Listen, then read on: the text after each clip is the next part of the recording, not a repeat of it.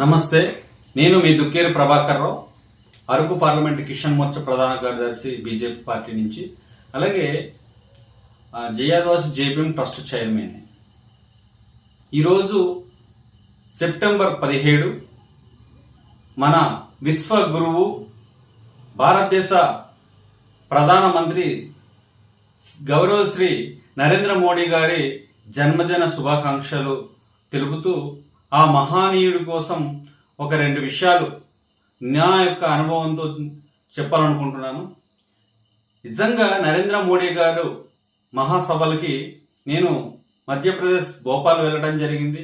అలాగే విజయవాడ అనేక ప్రాంతాల్లో, మేము వైజాగ్, ఇలా అనేక ప్రాంతాల్లో ఆయన పర్యటనను చూసిన తర్వాత ఆయన్ని చాలా దగ్గరగా చూసి ఆయన మాట్లాడే ఏదైతే ప్రసంగాలు ఉంటాయో వాటిలో నేను క్షుణ్ణంగా తెలుసుకున్నది ఏంటంటే, అటువంటి మేధస్సు కలిగిన మహానీయుని నేను ఇప్పుడు వచ్చి ఎప్పుడు చూడలేదు.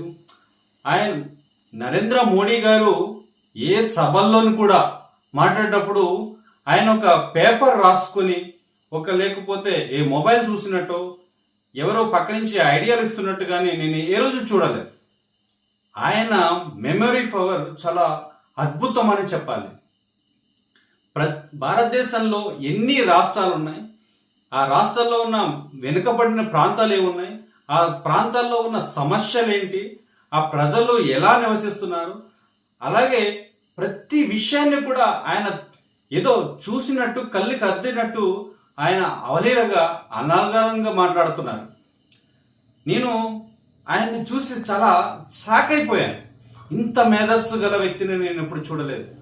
అలాగే ప్రపంచ దేశాల్లో, అలాగే ఆయన ఉన్న ప్రతి క్రమశిక్షణ, ఒక దైవభక్తి కావచ్చు, లేకపోతే దేశంలో ఉన్న మత సంరక్షణ కాపాడడం కావచ్చు, వ్యక్తిని అర్థం చేసుకోవడం కావచ్చు, పెద్ద పెద్ద అమెరికా లాంటి దేశాల ప్రధానమంత్రుల్లో ఏ మాత్రం కూడా తగ్గకుండా విశ్వగురువుగా ప్రతి ఒక్క దేశ ప్రధానుల్ని, రాజుల్ని కూడా ఆయన ఒక సమతాటిగా తీసుకొచ్చి నాయకత్వాన్ని, ప్రపంచంలో నెంబర్ 1 నాయకత్వాన్ని నిరూపించుకున్నారంటే ఆయన గురించి అందరికీ తెలిసిన విషయమే. కాబట్టి నరేంద్ర మోడీ గారి జన్మదినాన్ని మేము ఈ విధంగా పురస్కరించుకోవడం, ఈ ప్రపంచ దేశాలన్నీ, అలాగే పెద్ద పెద్ద నాయకులు, అలాగే సామాన్య ప్రజలు కూడాను ఆయన్ని పార్టీలకు అతీతంగా, మతాలకు అతీతంగా, అలాగే కులాలకు అతీతంగా ఆయన యొక్క జన్మదినాన్ని చేసుకోవడం మాకు ఎంతో సంతోషంగా ఉంది. ఆయన గురించి మాట్లాడడం నాకు ఎంతో సంతోషంగా ఉంది. అలాగే బీజేపీ పార్టీలో మా తండ్రి గారు దుక్కేరి జ్ఞానేశ్వరరావు, తదనంతరం నేను